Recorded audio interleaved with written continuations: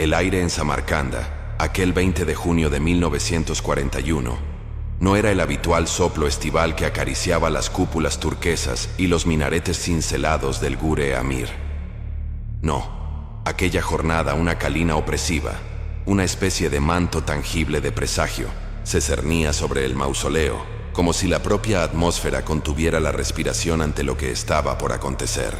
El sol, usualmente un tirano implacable en estas latitudes, parecía velado por un sudario translúcido, sus rayos refractados en la polvareda suspendida, creando una iluminación crepuscular y espectral, impropia de la mañana.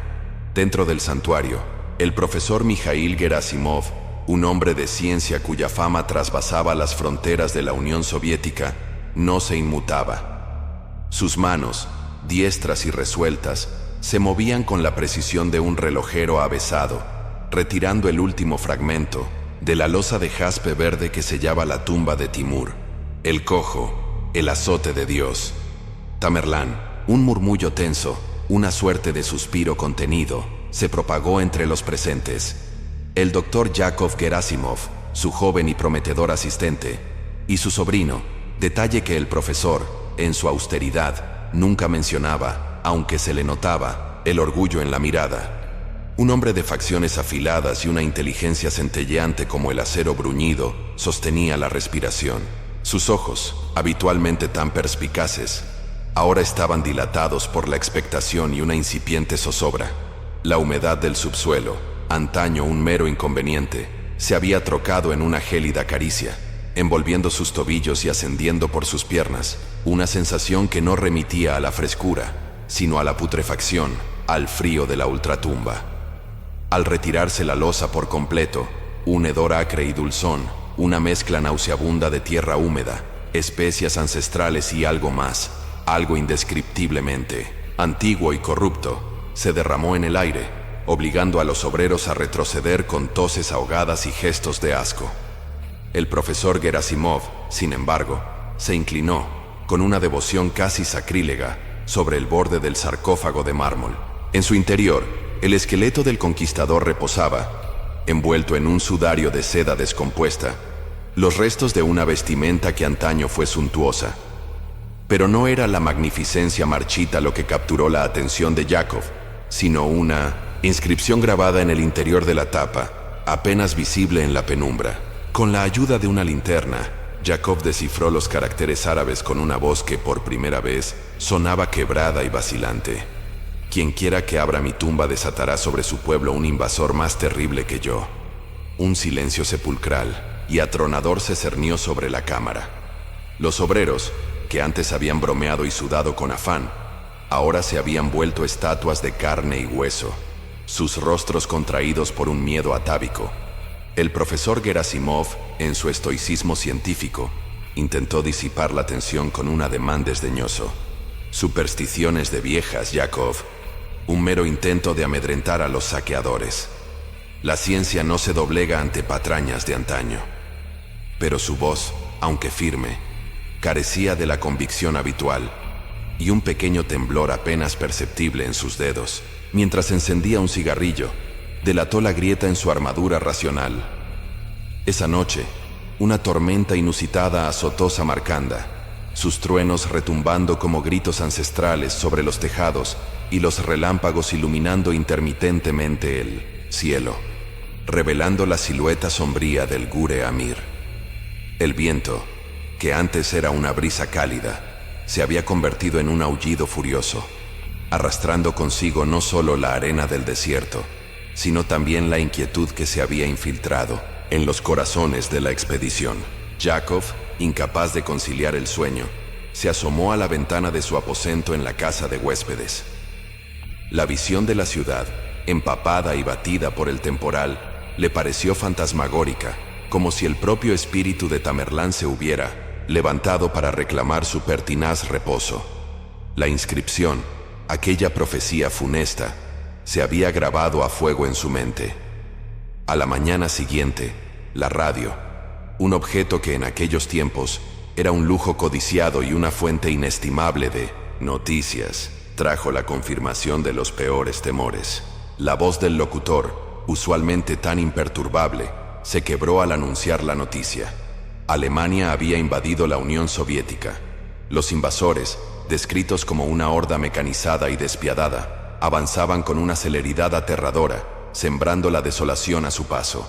Los rostros de los miembros de la expedición se tornaron cenicientos. Sus miradas se cruzaron, llenas de un espanto mudo. La casualidad, la mera coincidencia, se antojaba una palabra hueca y vacía frente a la monstruosa realidad que se desplegaba ante sus ojos. El profesor Gerasimov, pálido y con una expresión pétrea, no pronunció palabra alguna. Su estoicismo había sido quebrantado. Los días que siguieron fueron una vorágine de noticias funestas. Ciudades caían como fichas de dominó, ejércitos se desintegraban, y el fantasma de la derrota se cernía sobre la patria. La expedición arqueológica, que antes había sido un faro de conocimiento y progreso, se vio obligada a empacar sus herramientas y hallazgos con una celeridad febril.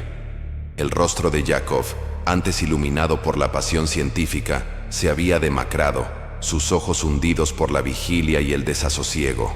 Cada informe de radio, cada mapa que mostraba el avance de las tropas nazis, era una nueva punzada que confirmaba la maligna sentencia que se había liberado. Una tarde, mientras clasificaba los artefactos desenterrados, Yakov encontró un pequeño medallón de obsidiana en el fondo de una vasija. En su superficie, grabada con una delicadeza sorprendente, se distinguía una figura zoomorfa, una especie de bestia alada y grotesca, con ojos de fuego. Al voltearlo, descubrió una inscripción diminuta, apenas visible a la luz. Con una lupa, logró descifrar un texto en persa antiguo que decía: «Cuando el durmiente despierte, la bestia de hierro se levantará». Un escalofrío helado le recorrió la espina dorsal. Era posible que no solo la tumba de Tamerlán, sino también sus enigmáticos objetos, contuvieran un poder tan maligno y profético. La obsesión por la conexión entre la apertura de la tumba y la invasión se apoderó de Yakov con una fuerza inexorable. Noches enteras las dedicaba a revisar los diarios de campo del profesor, a buscar en antiguos manuscritos persas y árabes, a rastrear cualquier indicio, por ínfimo que fuera, que pudiese arrojar luz sobre aquel abismo de coincidencia. Su mente, antaño tan lúcida, comenzó a derrapar por sendas tortuosas, pobladas de visiones febriles y susurros inaudibles. La figura de Tamerlán, el conquistador cojo, se le aparecía en sueños, no como un esqueleto inerte, sino como una sombra colosal y amenazante, sus ojos hundidos brillando con una malicia ancestral. El profesor Gerasimov, absorto en sus propios tormentos, no se percató del deterioro gradual de su sobrino. La guerra, con su feroz maquinaria de destrucción, había monopolizado la atención de todos. Sin embargo, una mañana, al entrar en el laboratorio improvisado, encontró a Yakov con el medallón de obsidiana en la mano, sus ojos desorbitados y febriles. «¡Profesor!», exclamó Yakov, su voz un ronquido áspero. No fue una coincidencia. La bestia de hierro, las legiones de tanques, los Panzer, todo estaba predicho. El profesor, por primera vez, sintió un escalofrío que no provenía del frío, sino del miedo a la locura.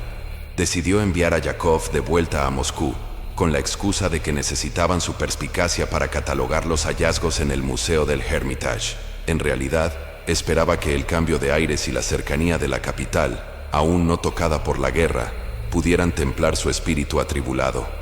Pero el viaje de Yakov no fue el retorno a la cordura que su tío esperaba. La semilla del terror ya había germinado en su mente, y cada kilómetro que lo acercaba a la Rusia en guerra solo alimentaba su paroxismo. En los vagones atestados de refugiados y heridos, Yakov se sintió rodeado por un aura de desesperación. Los gritos de los niños, el lamento de las madres, el hedor a sangre y a miedo. Todo le recordaba la atroz profecía cumplida.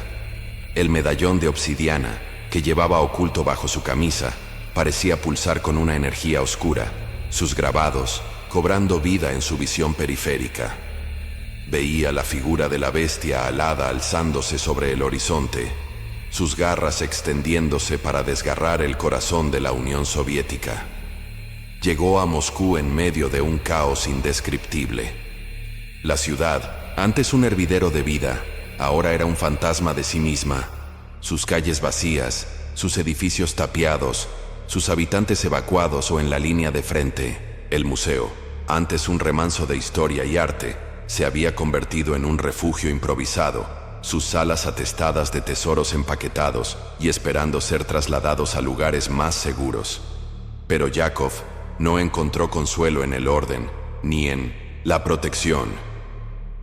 Su mente estaba irremediablemente ligada a la maldición desatada. En las noches de bombardeos, mientras las sirenas ululaban y las explosiones sacudían los cimientos de la ciudad, Yakov se refugiaba en las profundidades del museo, entre las sombras de los artefactos ancestrales. Creía escuchar el eco de los pasos de Tamerlán en los pasillos vacíos, el chasquido de sus huesos desenterrados, el susurro de la inscripción que se había grabado en su memoria. La bestia de hierro, para él, no era solo una metáfora de los tanques nazis. Era una entidad tangible, un demonio invocado por la osadía de unos pocos hombres de ciencia. Un día, mientras la ciudad soportaba otro asedio aéreo, Yakov, consumido por la fiebre y la obsesión, salió a la calle. Su figura, demacrada y errante, era una sombra más entre las ruinas. Se movía sin rumbo, sus ojos vidriosos fijos en un punto, invisible, murmurando incoherencias sobre la maldición de Tamerlán y la bestia de hierro. Un patrullero al verlo intentó detenerlo, pero Yakov con una fuerza inesperada se resistió gritando: «No pueden detenerla, ya está aquí, la bestia se ha levantado». Los soldados, confundidos por su delirio, finalmente lo inmovilizaron y lo llevaron a un hospital de campaña. Allí, entre el gemido de los heridos y el olor a antiséptico, Yakov languideció. Su mente se había quebrado definitivamente. Los médicos en su informe hablaron de un colapso nervioso severo, producto del estrés de la guerra y de una posible predisposición psiquiátrica. Pero Yakov, en sus momentos de lucidez, seguía aferrándose al medallón de obsidiana, susurrando la profecía que se había convertido en su verdadera y aterradora realidad. Murió semanas después, no por las heridas de guerra, sino por una fiebre implacable, consumido por el terror que había liberado.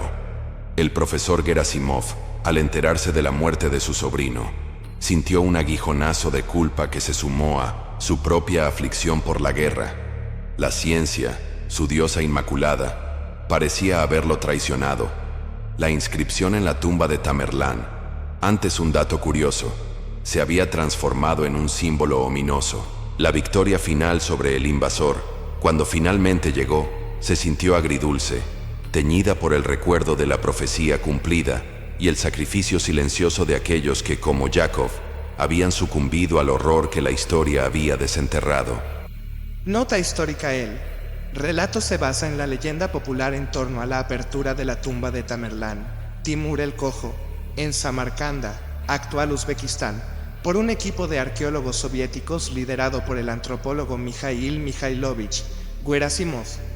La tumba fue abierta el 20 de junio de 1941.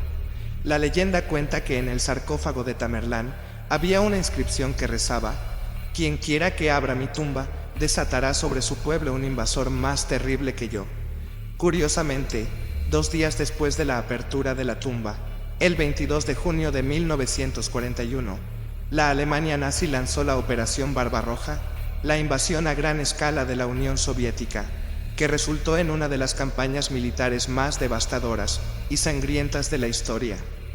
Algunos informes sugieren que los lugareños intentaron advertir a los arqueólogos sobre la profecía, pero fueron ignorados. La coincidencia temporal entre ambos eventos alimentó la creencia en una maldición o una profecía. Lo cierto es que, tras la invasión nazi, el cuerpo de Tamerlán fue devuelto a su tumba con honores militares en noviembre de 1942, y la creencia popular sostiene que la marea de la guerra comenzó a cambiar a favor de la Unión Soviética poco después, con la victoria en Stalingrado. Cabe destacar que no existe evidencia histórica fehaciente de la inscripción: «Quien quiera que abra mi tumba desatará sobre su pueblo un invasor más terrible que yo», antes de la apertura de la tumba. Es probable que esta leyenda surgiera o se popularizara a raíz de la invasión nazi, como una forma de dar sentido a un evento tan catastrófico y encontrar una explicación en el misticismo o la superstición. Mikhail Gerasimov fue un antropólogo real y pionero en la reconstrucción facial a partir de cráneos, y realmente exhumó los restos de Tamerlán.